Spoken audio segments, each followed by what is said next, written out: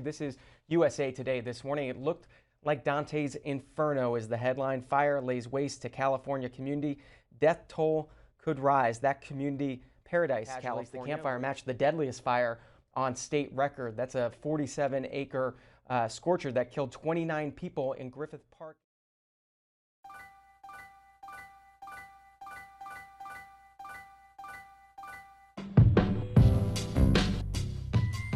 In California in this time of year, it's fire season. The weather is dry, hot, and windy, and this tends to hold a higher fire danger risk with it. Hazards such as power lines are a big issue because high winds can knock them over and spark small flames that can turn into fires as big as the California campfire last year in 2018. For those who don't know, the California wildfires last year were the most destructive and deadly fires ever recorded in California, topping the Oakland firestorm back in 1991.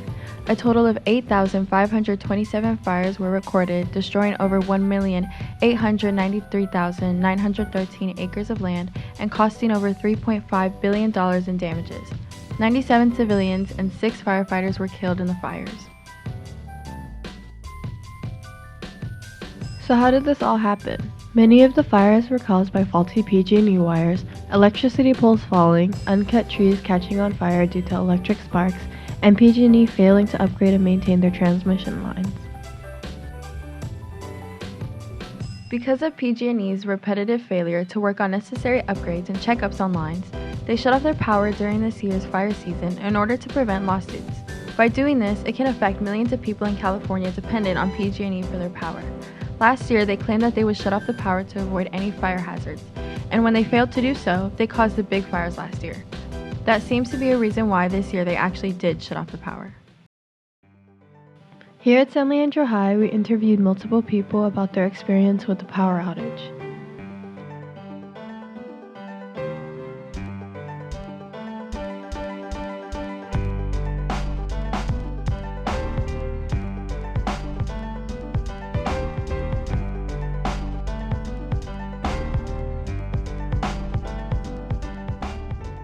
I was not personally affected in any way other than the fact that I did not get to come to school, which I enjoy a great deal. So yes and no.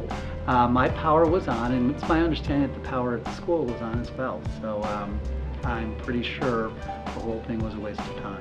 I didn't expect the power to go out right then, but then I just got a little bit scared because it just happened just like that.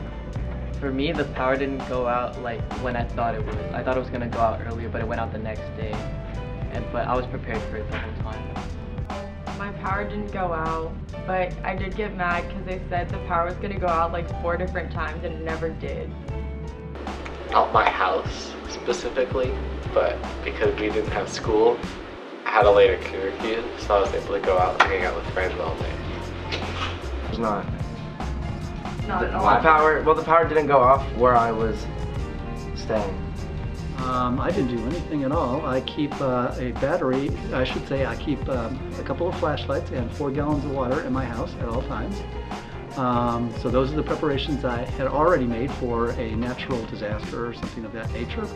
But I was quite sure that if I had to, I could drive to some place where they did have electricity, check into a hotel room, eat dinner in a restaurant, watch some TV, and come home when the power was back on. My family went to Costco and just stocked up on food and water. We had like portable chargers laying around, so we charged those.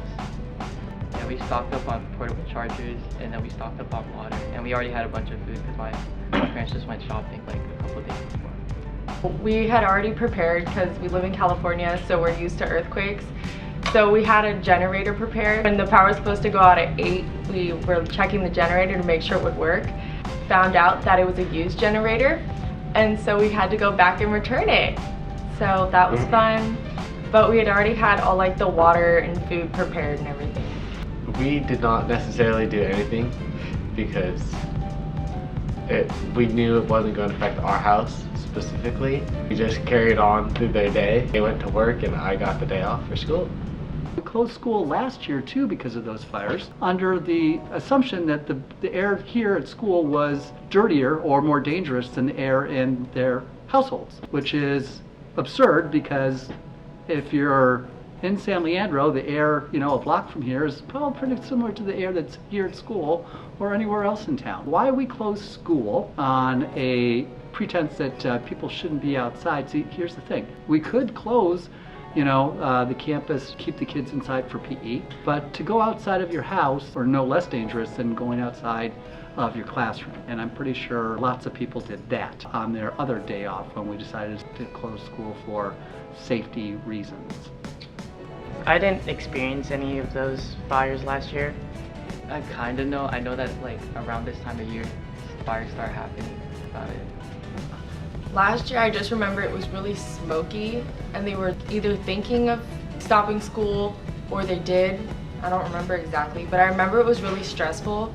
People were talking about it a lot, and some of my grandparents' friends got affected by the fires. Not really, because I don't really remember that much about the fires from last year.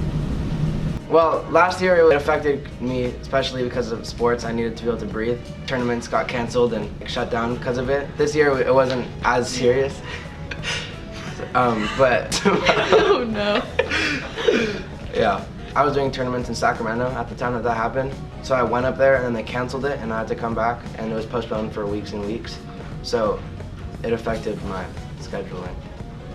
My understanding is that because of high winds, PG&E was concerned that their wires would blow together and create sparks which might ignite a fire. And if you have a dry situation with high wind, that those fires tend to spread very rapidly. Most places they have something called a fire department. When the sparks ignite a fire, there's a truck that drives there and extinguishes the fire before anyone is harmed. I really think PG&E is trying to scare people or intimidate people into believing that they're extremely necessary because they're facing a lot of lawsuits. Their lack of ability to maintain basic safe infrastructure of their power lines for the last 20 or 25 years.